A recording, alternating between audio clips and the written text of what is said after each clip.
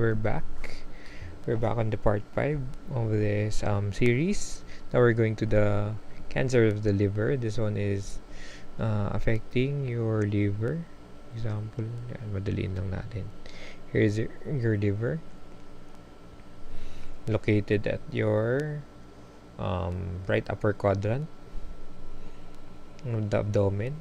Okay, so usually, as stated earlier, mostly cancer of the GI system originates in the stomach.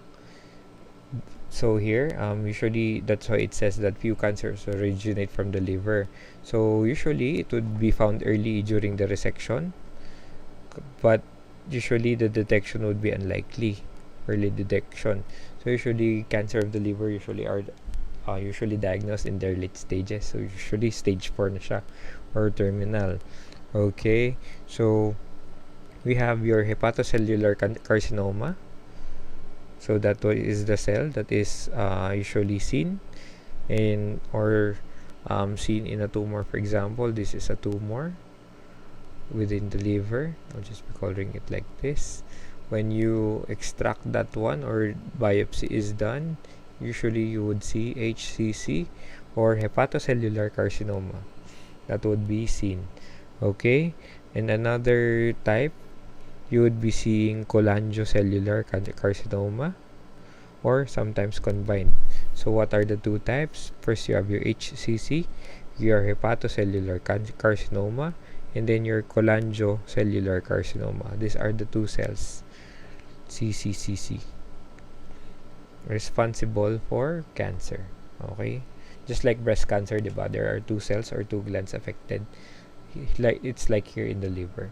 Okay, so for the risk factors, for example, if you have chronic liver disease, hepatitis B or hepatitis C, since this one is the hepatitis, it's more of the infection.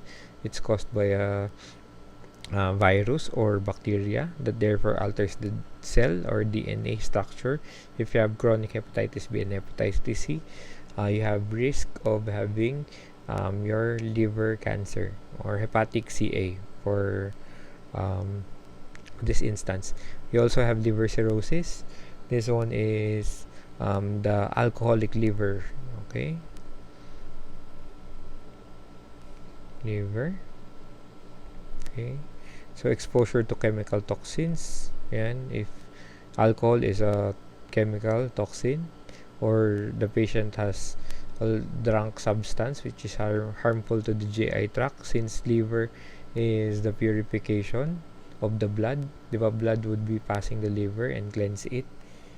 It has that property. So once exposed to these chemical substances, it might change the cellular design of the cell, therefore mutating it to an abnormal cell. Okay, cigarette smoking. Why? Sir, di ba? Bakit cigarette smoking? Ano naman po, sir, ang kinalaman ng cigarette sa liver? Parang ang layo naman, respiratory in lung. Okay, so for example, this is the tao.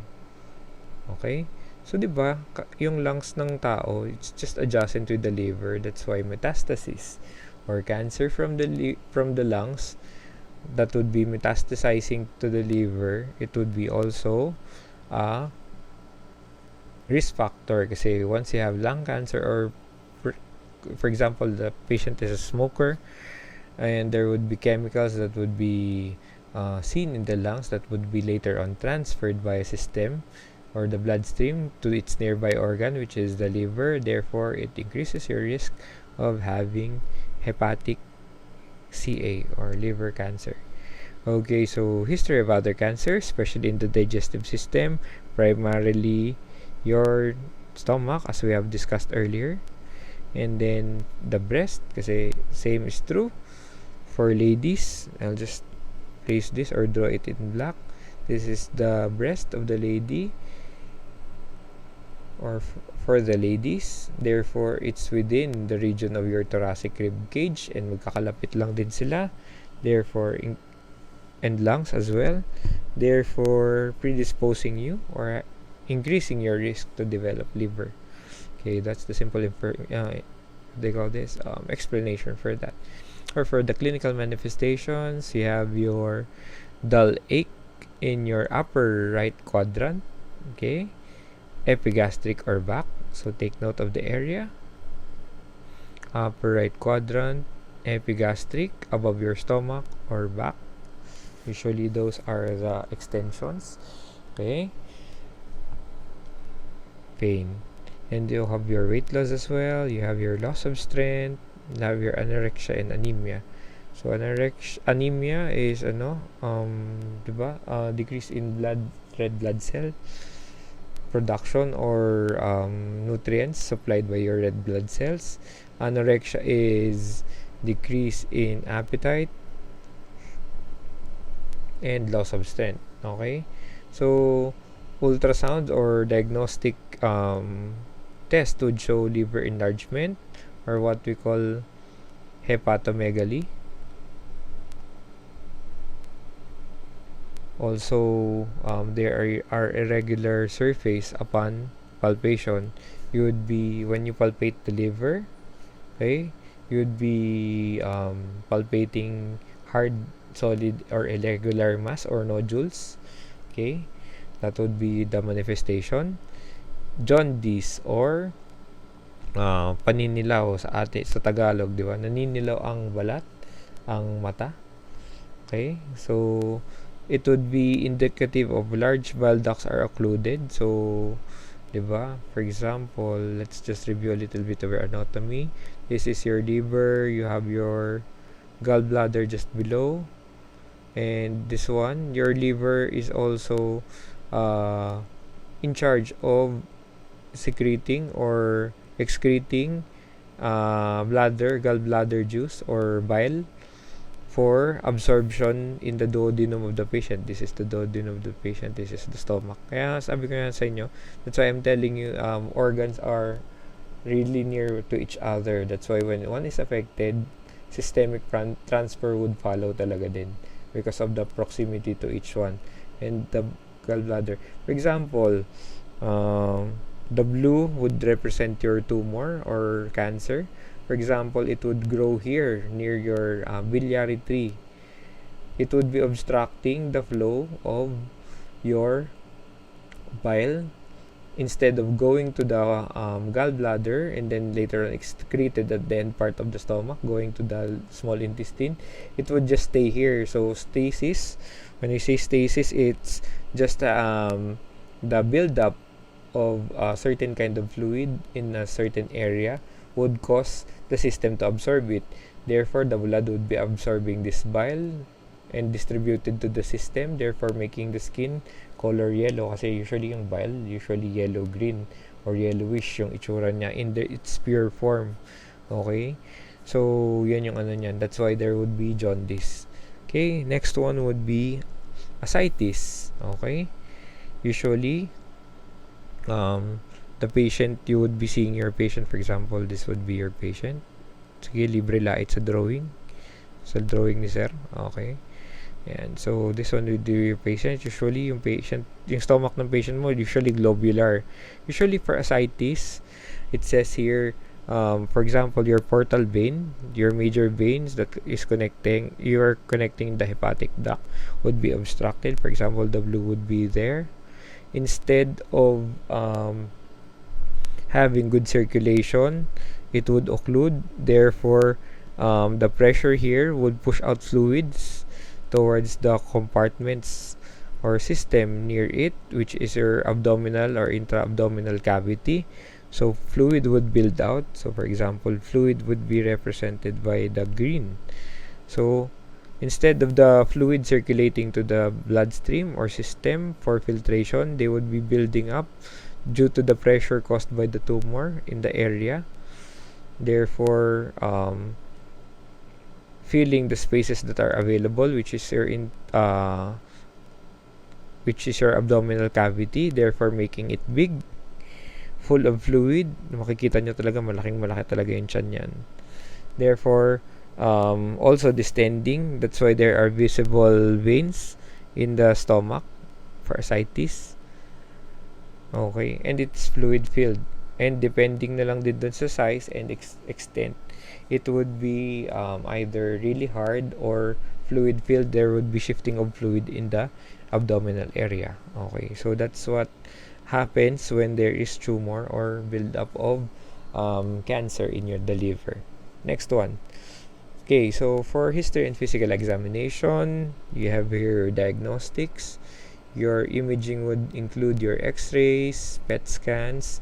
Okay, so when we say PET scans, I guess let's just review it. Okay, when we say PET scan, it stands for position PET scan. Let's review it. Positron. Sorry. Positron.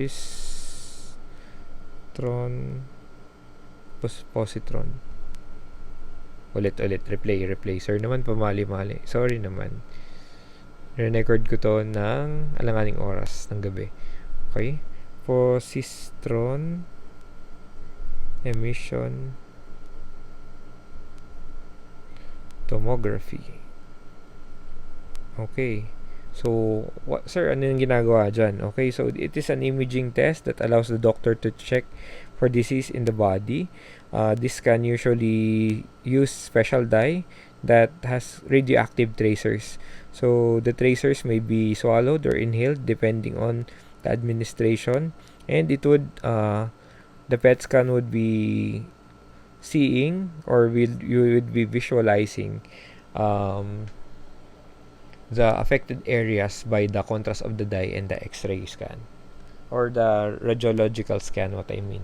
Okay, so that's your PET scan. You have your liver scans, specific liver scans. Okay, you have your CT scan, ultrasound, MRI, and arteriography. So that would be injecting of a dye and then visualizing the liver itself. Okay, so we also have your, aside from your imaging, you have your laparoscopic biopsy. This one is visualization and then getting sample tissues. And then you have your laboratory test, leukocytosis, okay, erythrocytosis, hyperkalemia, hypoglycemia, hypocholesterolemia. So this one is usually affected because the functions of the liver includes, yun nga, blood yung parang filtration of the blood, parang regulators of your calcium and your insulin. Therefore, if it's inflamed or affected, therefore your insulin production would be also affected, usually increasing your insulin supply depending on the affectation, therefore leading to hypoglycemia, hypocholesterolemia. Okay, so usually cholesterols would be cholesterol absorption or cholesterol breakdown would be either lessened, therefore leading to decrease in cholesterolemia. Okay, and then you have your specific serum, which is your AFP. Okay, alpha fetoprotein, okay, which is elevated in these cases. Okay, moving on to the next slide. Okay, so let me just first charge my device. Okay.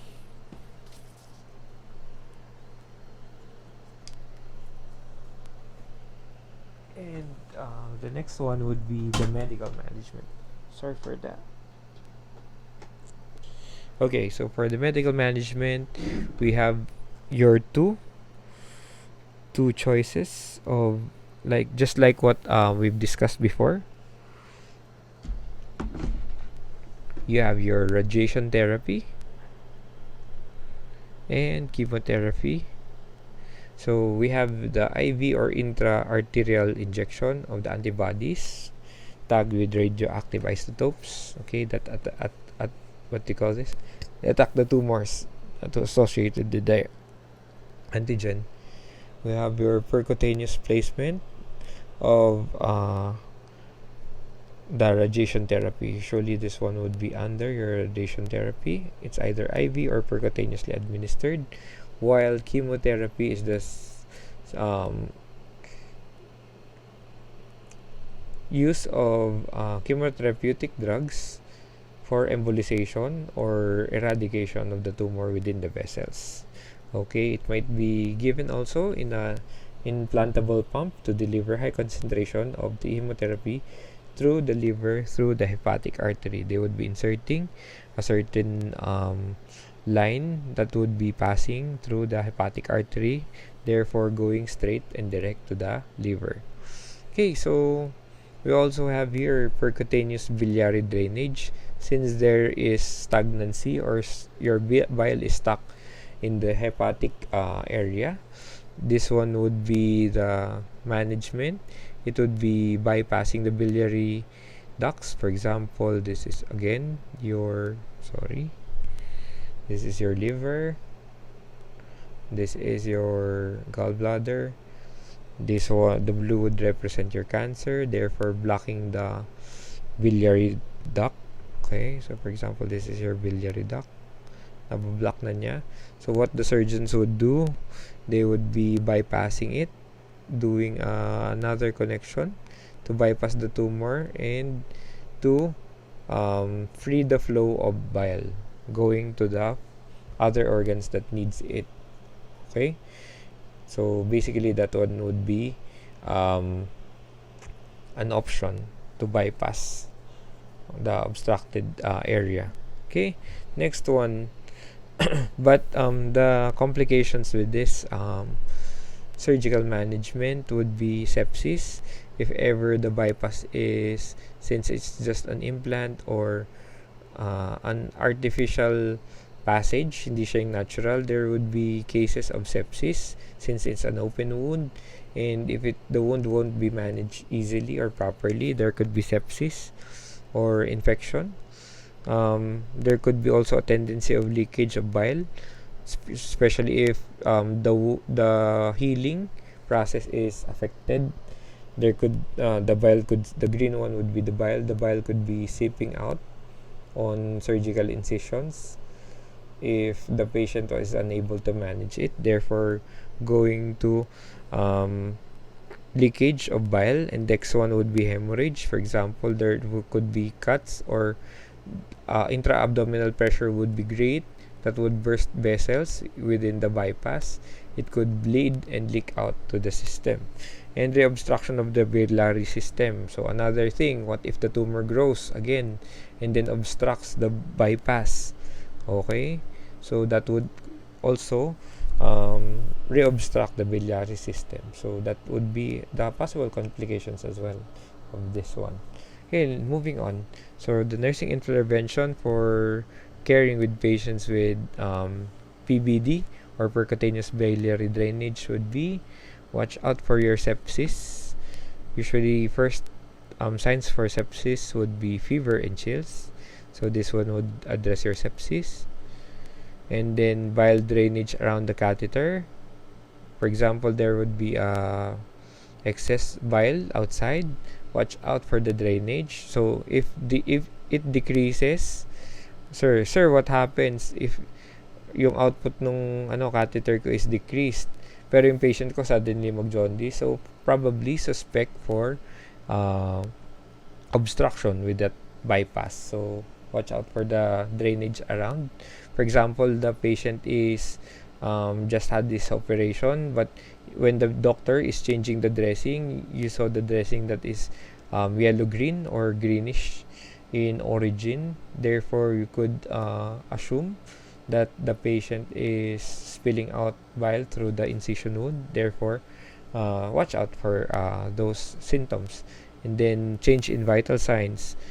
Okay, so what vital signs would you be checking? Therefore, all, pero most probably you would be watching out for your BP, because your patient might go into hypotension secondary to loss of blood. That's why this one would be you would be watching out for your hemorrhage, kasi your patient is having hypotension because of hemorrhage. Therefore, it might lead to hypovolemic shock or loss of fluid or blood in your system. That's an early stage of your hypovolemic shock. That's why you have to watch out for changes in vital signs, especially your BP. Okay, so watch out for biliary obstruction, increased pressure or pain, pruritus, pangangati, dun sa area ng and reoccurrence of jaundice. Sir, question. Sir, why is there pruritus? Don't you know that bile is really irritative? Usually when it goes to the skin, your patient who are jaundice sometimes scratches all of the time. So it's irritative to the skin, therefore it makes your patient itch or scratch in the certain space. That's why you have to watch out for that and watch out for the occurrence of jaundice. Okay, so here for non-surgical treatment. Okay, I just reviewed the slide. Okay, let's go on to the next. For the non-cervical treatment, watch out for usually this one would be hyperthermia, heated by laser or radiofrequency energy directed to the tumor to cause necrosis of the tumor while sparing the normal tissue. Okay, so this one would be your superficial treatment. Laser heat would be given in an attempt to kill the tumor. Then nga, heat, and for example, this is the tumor in the they would be applying heat waves through the laser. Therefore, they want to kill the tumor. And then when heat is applied, there would be necrosis. Necrosis is due to the lack of oxygen supply to that area due to high heat. It would die eventually. Okay. And that's what hyperthermic surgery, non-surgical treatment is. Okay, we also have immunotherapy.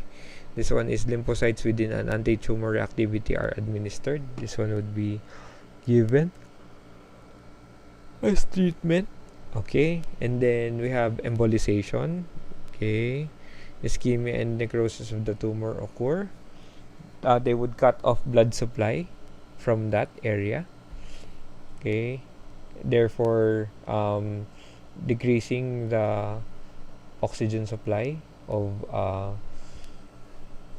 blood to that area, therefore obstructing it with embolus and then killing the tumor itself, therefore causing tumor and death to that tumor. Okay, then ultrasound guided injection of alcohol. Okay,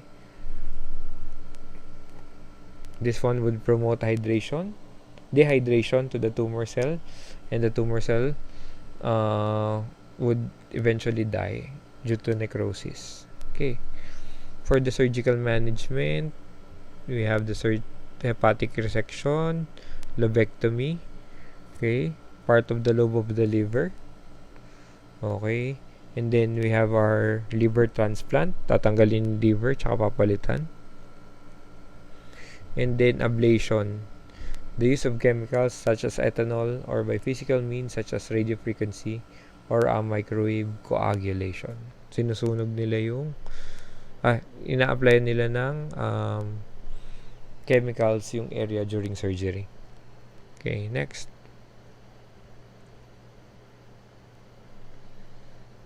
Next one. Okay, so we're here with the end part of your GI system, the colon and the rectum. Okay, colorectal cancer, it's predominantly 95% of the adenocarcinoma of the body. Okay, affects twice the rectal cancer. So this one talks about the colon cancer. Okay, so if detected early before the spread, it increases your survival rate to 5 years, or it ups it to 90%.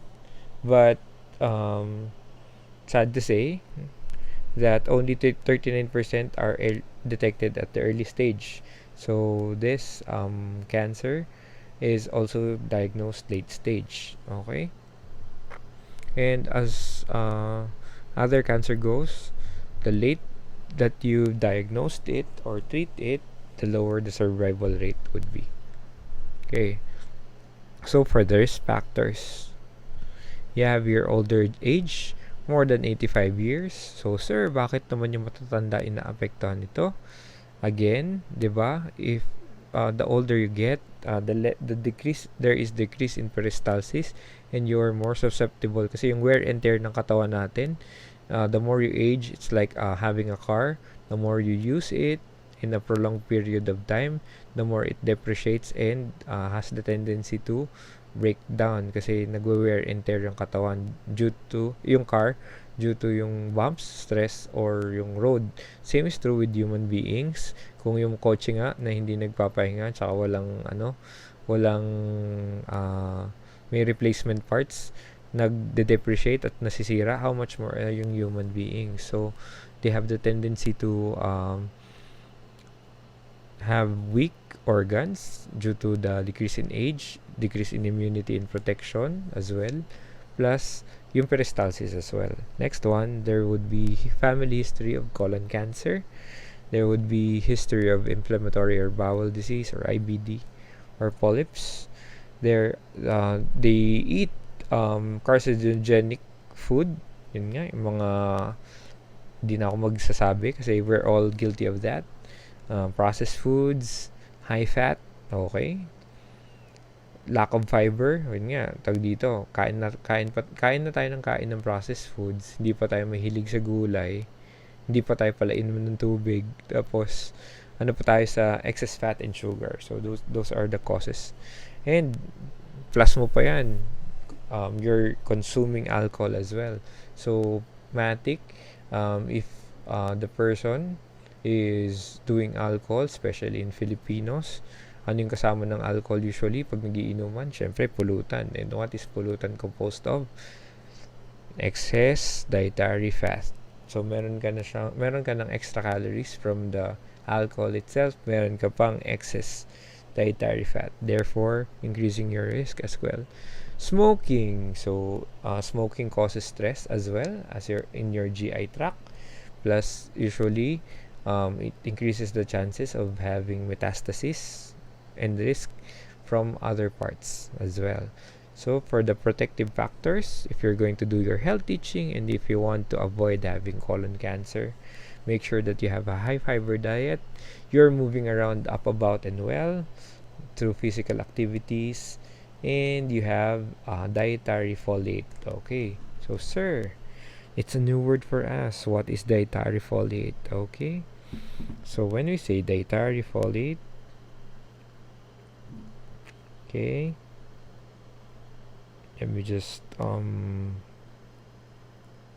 search it because it's new rin with me.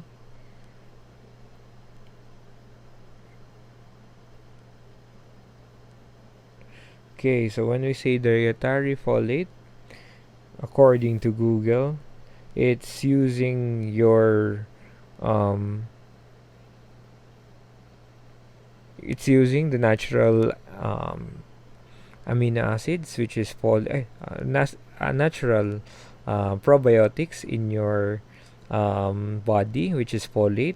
It's usually found in variety of foods, especially in vegetables. So mga hindi kumakain ng gulay or hindi ganun kalakas kumain ng gulay, we could find it in dark green and leafy vegetables, fruits and fruit juices, nuts, beans, peas, seafoods, eggs, and dietary products in some.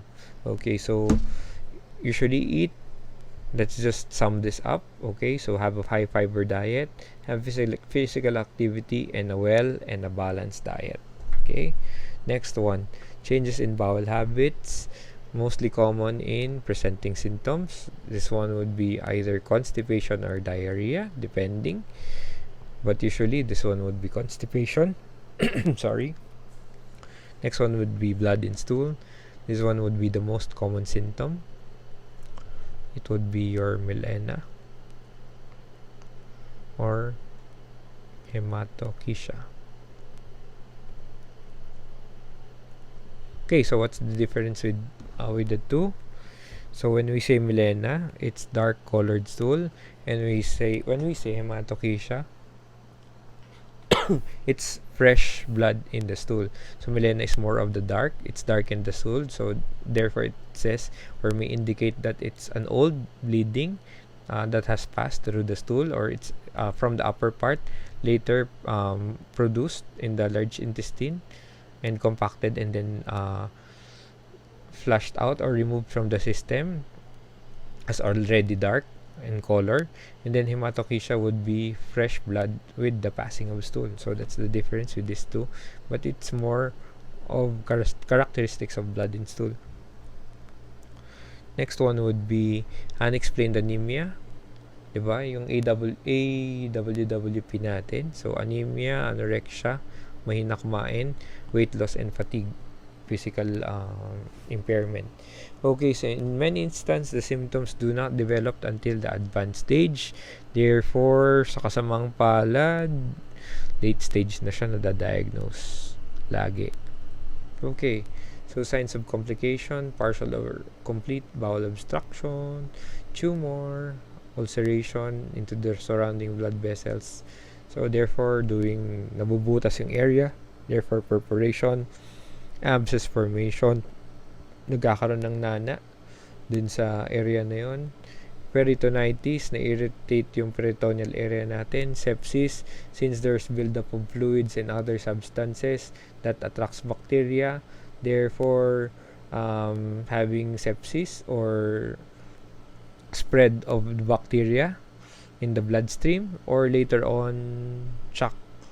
Okay, it's either hypovolemic or septic shock in this case. If you're more of bleeding, you're at risk for hypovolemic shock,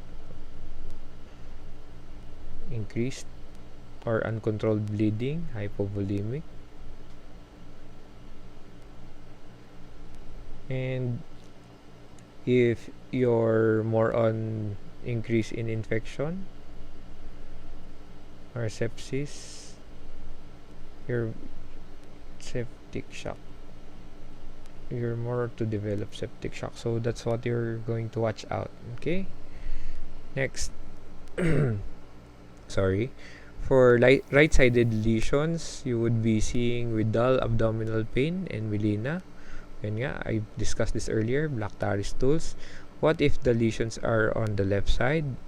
Okay, so it might cause or associate with abdominal obstruction, therefore abdominal pain, cramping, narrowing of stool, okay, constipation, and distension. So parang mahangin yung colonic area natin. And here, you would have bright red stool or your hematochezia. Okay.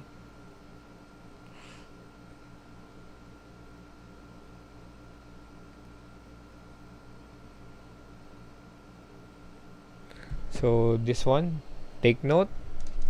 I want to emphasize, what if right-sided lesion? Okay, usually you would have melena or your black tarry stool.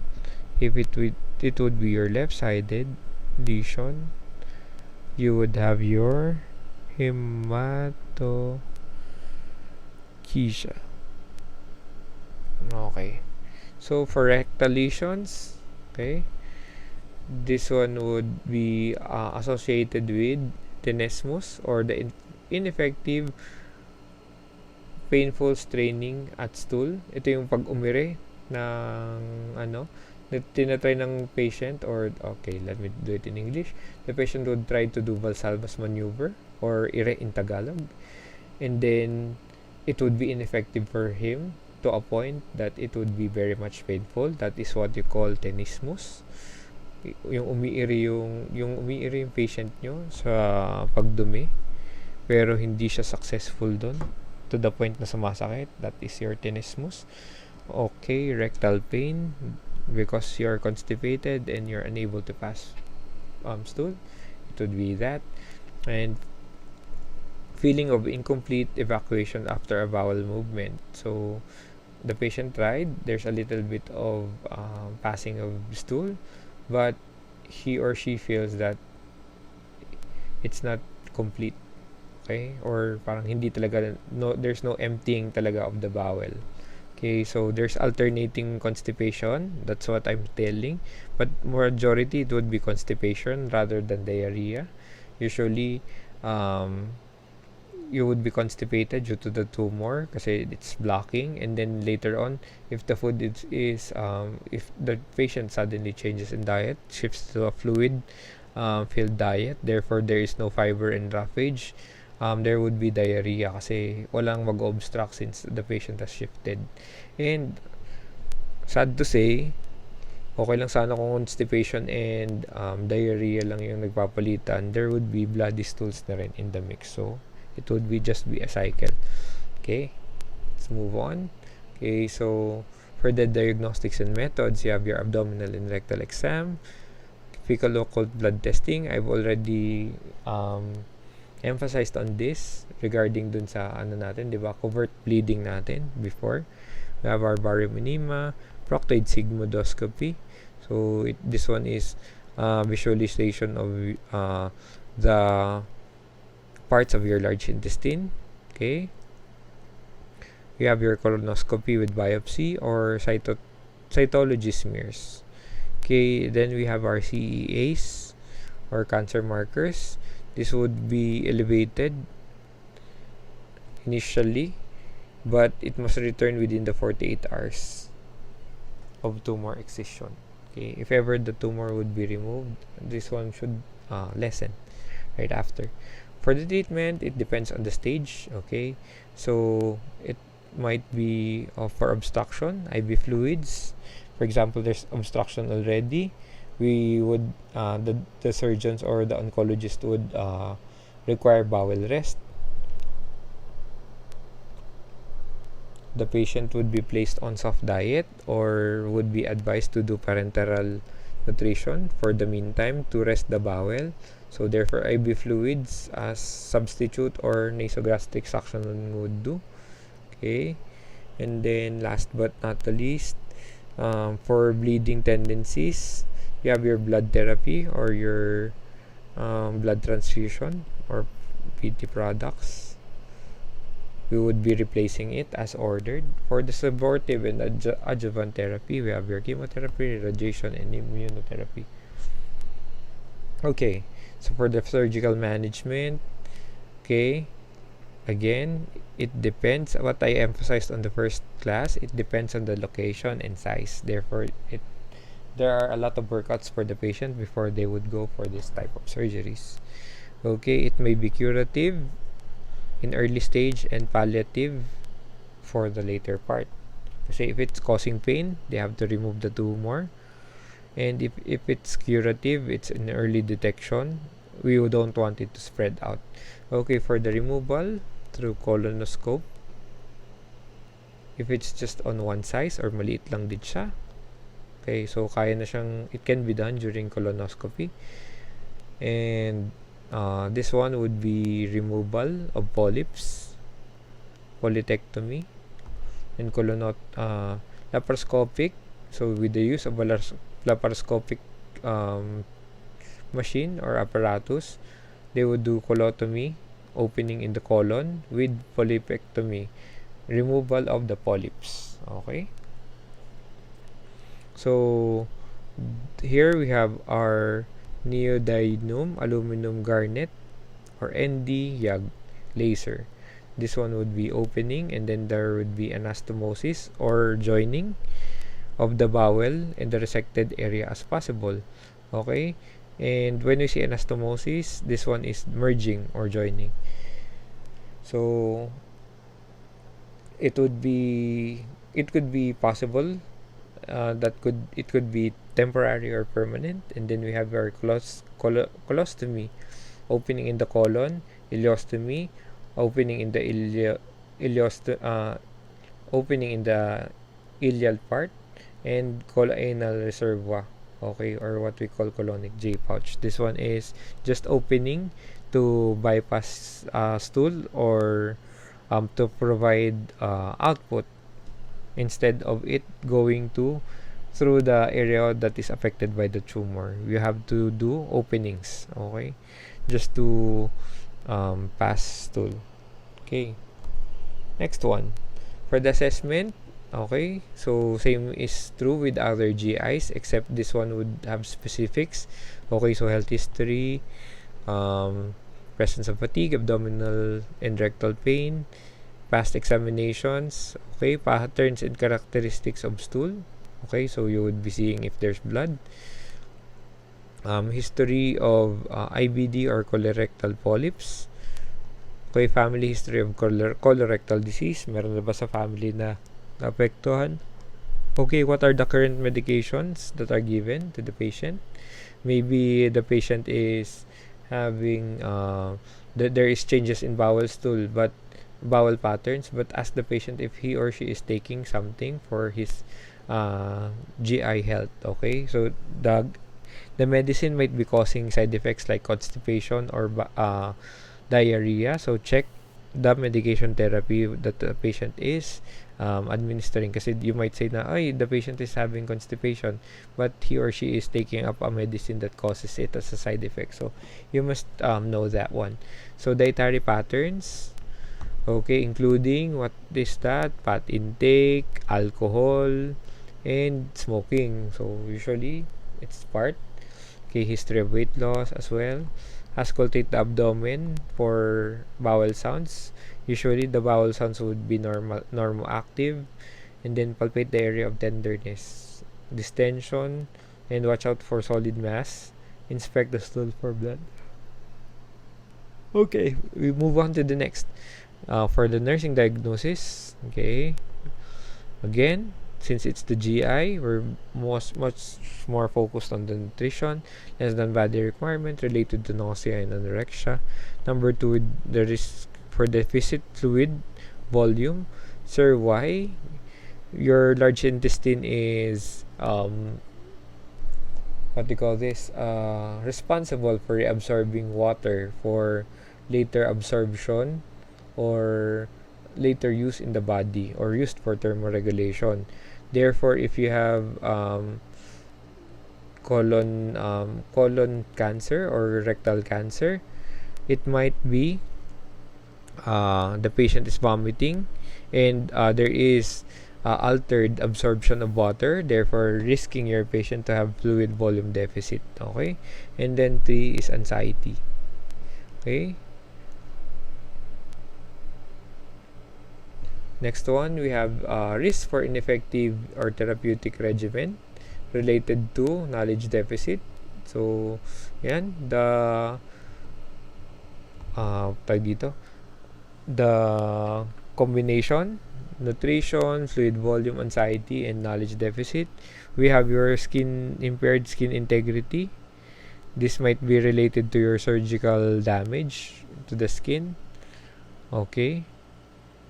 And then disturbed body image because of your colostomy or opening of a body part. Okay. Okay, for the potential complications, intraperitoneal infection, if ever there would be perforation or rupture of the organ,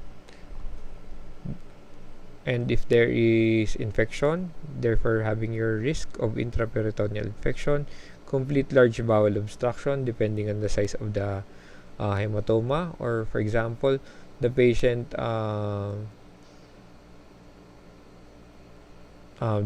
is not following dietary regimen, therefore having stasis of the waste products in the large bowel, therefore obstructing it more. Gastrointestinal bleeding and hemorrhage due to perforation as well, or burst of blood vessels. Bowel perforation due to the tumor characteristics or properties, or intra-abdominal pressure, therefore it perforates.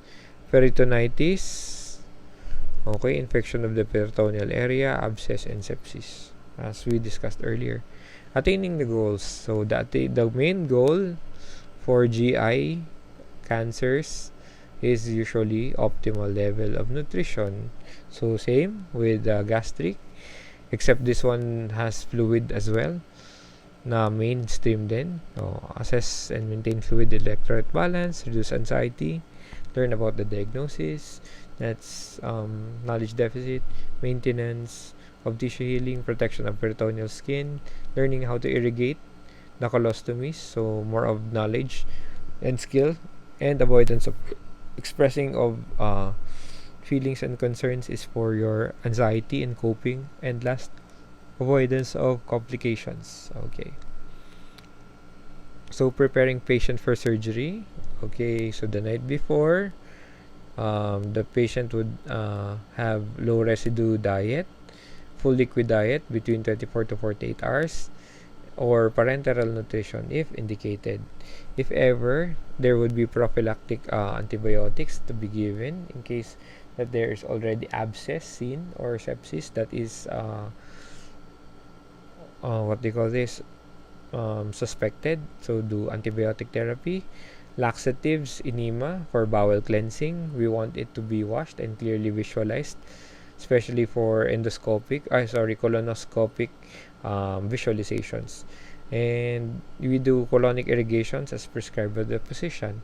Monitor INO for your hydration.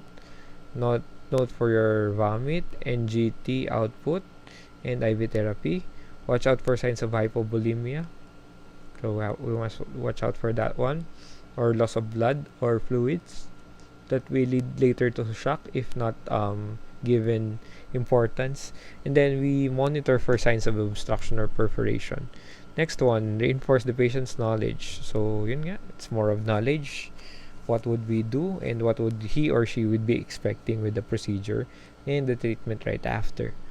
Okay, so we provide emotional support to help the patient cope up and to go through the process of acceptance. Okay, so assess the patient's level of anxiety and coping, instruct methods of reducing anxiety.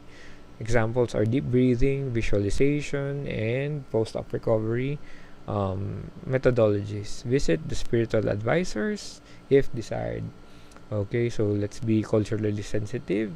Okay, so if the patient requests for a priest, imam, or a spiritual leader or a guide, let him or her have that right. Okay, next one is provide meetings for patient, family, physicians, and nursing. This one is collaborative information giving without withholding information for the patient, therefore to plan and help the patient accept the condition and treatment for him or her. Refer to enterostomal therapist. So enterostomal therapist is the one who specializes in ostomies, your colostomy, ileostomy, and gastrostomy.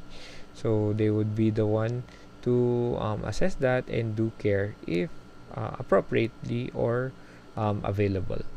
Okay, so present facts of surgical procedures and creations in the management of ostomy. So good endorsement and teaching about wound openings would be much more obliged with the stages. Okay, so this one again, it's repetitive. We go to optimal nutrition. Okay, the health benefits, what to eat, what to avoid. Okay, and the low residue food or non-irritating foods. Okay, substituted for restriction because we want what? Bowel rest for the patient. We don't want to irritate food. That's why you have to give them teaching. And then increase in fluid intake because there's decrease in absorption or the patient is risk for fluid intake, decreased fluid intake, therefore we watch out for that one. Okay, so maintaining electrolyte balance. If the patient is nauseated or vomiting, give antiemetics. Restriction of food and water prior to nauseating episodes kasi the patient might aspirate the food. That's why we place the patient on NPO temporarily or restricted with oral fluids if nauseated or feeling vomiting. Has the urge to vomit. Record INO. Note for serum electrolytes as ordered. Assess your vital signs and your INO again, hydration status. Okay, so supporting a positive body image because there are holes and surgeries or scars in the patient. Encourage to verbalize the feelings. Supportive environment. Involve the family. Listen. Active listening to the concerns and refer to the therapist. Okay, as also discussed in earlier, administer for complications antibiotics to avoid sepsis And yun nga, to reduce intestinal bacteria in preparation for surgery as pre-op med. And for post-op, note for wound dressing frequency and check for infection, disseance, evisceration, hemorrhage, and excessive edema on the site of surgery. So we have to watch out for this one. Client education as well, yun nga, needs, desires, information, the ostomy care, sorry for that one. Report if ever there is obstruction, infection of the stoma, redness around the incision site. Okay, you have to watch out for that. Worms on the incision site. It's edematous and it has a foul smell. So note for those and report immediately or have the patient checked up right after. Okay, retraction of prolapse of peristomal skin infection. So flaps would be irritated there, therefore leading to peristol therefore leading to either skin infection or seeps out of bile or gastric juices or other bodily fluids may cause skin infection. Okay, so dietary instruction, what to eat and what not to eat. List of the prescribed medications, you have to have that one. And you have to demonstrate and review the treatment, dressing care, and irrigation, and encourage family preparation in case they would be discharged. Sorry. Okay, so review side effects of radiation, what and what not to do during radiation therapy, and if ever if the patient goes home, refer to a home nursing care as indicated. Okay, for the outcomes, yeah, more on nutrition, decrease in anxiety. Okay, this one is education because learning about anxiety and what to do, and it helps in coping. Maintains in clean incision site in avoiding infection, risk for infection, and irritation and skin breakdown. Verbalization of feeling, this is more of anxiety relief and coping. And last one is recovered without complications, more on the healing and curative phase of nursing management. Okay, so for cancer of the thyroid, I would be cutting this video. It's almost 1 hour that I would be speaking. So I would be dividing in the stomach and the lower part of the gastrointestinal system. So I'll be seeing you guys later for the specialized parts or specialized organs with cancer. So thank you very much. Have a nice day and keep safe always. God bless. Bye-bye.